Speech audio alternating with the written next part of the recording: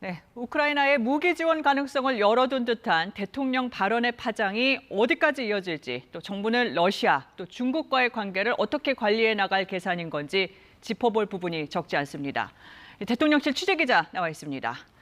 조태영 기자, 네. 러시아와 중국의 반응, 대통령실은 어떻게 받아들이고 있습니까?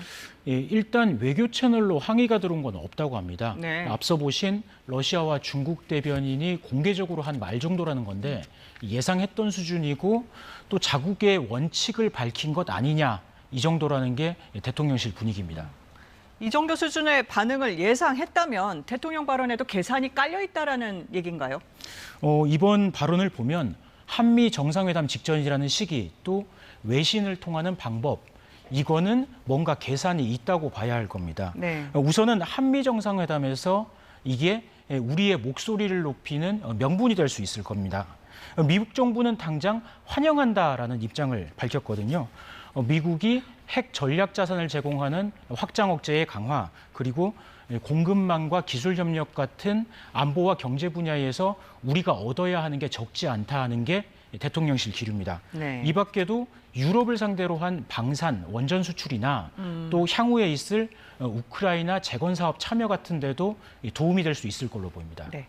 근데 이제 시각을 좀 달리 해보면 러시아와 중국은요, 불이익도 있을 수 있지 않습니까? 뭐 한중 관계는 그럼 어떻게 하겠다는 겁니까? 현재로서는 지금 당장 보이는 구체적인 불이익 조치는 없는데요. 네. 우리와 러시아, 중국 모두 현재 상황을 관리하려는 걸로 읽힙니다. 하지만 한미일 협력이 행동으로 좀 구체화되면서 기존에 있던 미중, 미러 갈등에 개입을 하게 된다면은 그때 가서 이번 일을 명분 삼을 수도 있습니다. 그러니까 한미일 대 북중러의 대결 구도가 만들어질 가능성도 완전히 배제할 수는 없는 네. 겁니다. 러시아가 우리 입장을 비우호적에서 적대적으로 규정하게 된다면 당장 현지의 우리 기업, 교민들이 아하. 피해를 볼 수 있습니다. 네. 또 북핵 억제에 초점을 맞춘 한미의 확장 억제 전략, 여기도 차질을 빚을 가능성이 큽니다.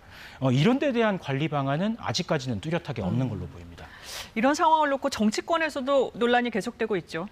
예, 오늘 야당은 윤 대통령이 위험천만한 발언을 했다라고 하면서 이게 미국의 하청 발언이냐 철회하라고 요구했습니다. 네. 여기 대해서 여당은 대통령이 원론적인 발언을 한 것뿐인데 야당이 이 정쟁에 이용한다고 맞받았고요.